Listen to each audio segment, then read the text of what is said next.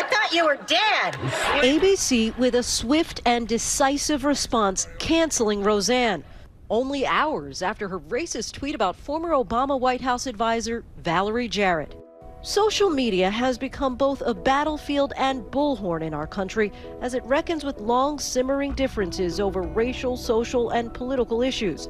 Opposition on each side, armed not with pitchforks and torches, but keystrokes and hashtags. Today's hashtag was boycott ABC. Some using it to argue that Roseanne should be fired, but others after the decision was made that she shouldn't have been. She was a Trump supporter in real life and her character, and there were a lot of people who liked the show because of that, and they believe that's the reason the show was canceled. So ABC will still face a backlash because of that, but they will overcome it. And that's a backlash they can endure by being on the right side of racism.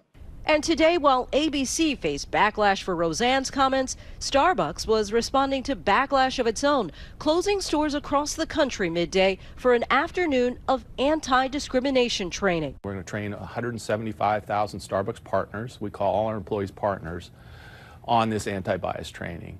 And we realize that this is just one step in a journey. They didn't do anything. I saw the entire thing. That step, a direct response to this video that went viral last month, showing two black men being arrested for what police said was trespassing at a Philadelphia Starbucks.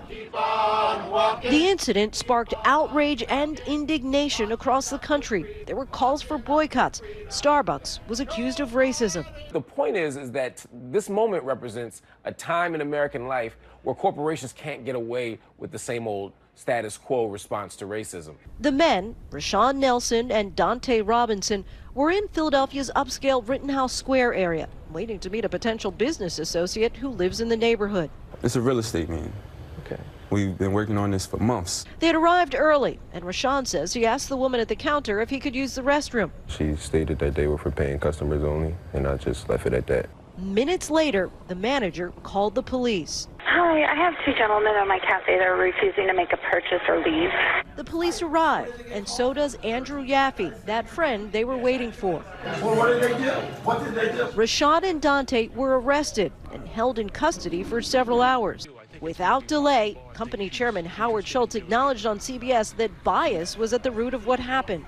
The reason that they were called was because they were African American, and I think I'm embarrassed by that. I'm ashamed of that. Kevin Johnson, Starbucks CEO, apologized. I'll say the circumstances surrounding the incident and the outcome in our store on Thursday were reprehensible. They were wrong. And for that, I personally apologize to the two gentlemen that visited our store. And today, Starbucks took things a step further with company-wide training on diversity. We have a set of content that includes a workbook for teams to work together, some video content, a lot of self-exploration, and group discussion. And so it's a very experiential activity. In fact, the entire leadership team and I took this training last week. And I'd say at the end of it, we were emotionally exhausted. But we were inspired because we learned something and we felt like this could open up a dialogue and allow us to not only be better individuals, but allow us to be better as a company. It is very difficult to change implicit bias in a 4-hour session or even a 4-month session. But what we can do is make people more aware of their biases. And if Starbucks is committed to doing this on a continuous basis, we might be able to change the experiences of some customers. What do you say to critics who say, look, this is just one big PR stunt? Well, this is not a PR stunt. This is an investment in the future of Starbucks. So this will be a long journey, and but it's one we are committed to. You know, these are hard issues when you begin dialogue around race and racial bias, but we're approaching it in a serious, thoughtful way with a lot of help from our outside advisors, and we think this is going to make a meaningful difference in who we are as a company and how we show up in the future. Following the Parkland shooting, there was the hashtag boycott NRA movement. In response, at least a dozen companies, including Delta Airlines, MetLife Insurance, and Wyndham Hotels, cut ties with the NRA and ended discount programs. And sometimes the virtual protests force face-to-face confrontations. Take Waffle House. They're saying that they're closed. The customers are eating.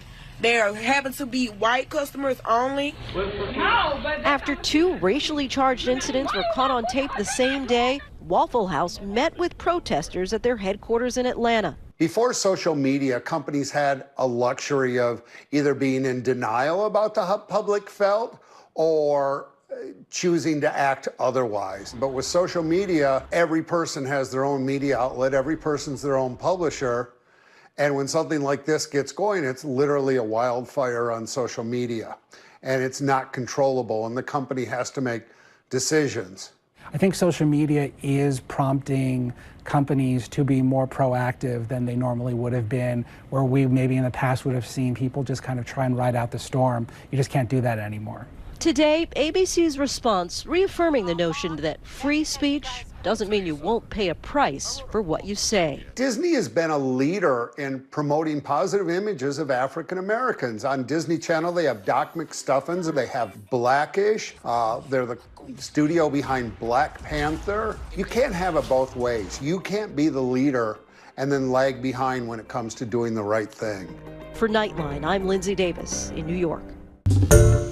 Hi, everyone. George Stephanopoulos here. Thanks for checking out the ABC News YouTube channel. If you'd like to get more videos, show highlights, and watch live event coverage, click on the right over here to subscribe to our channel. And don't forget to download the ABC News app for breaking news alerts. Thanks for watching.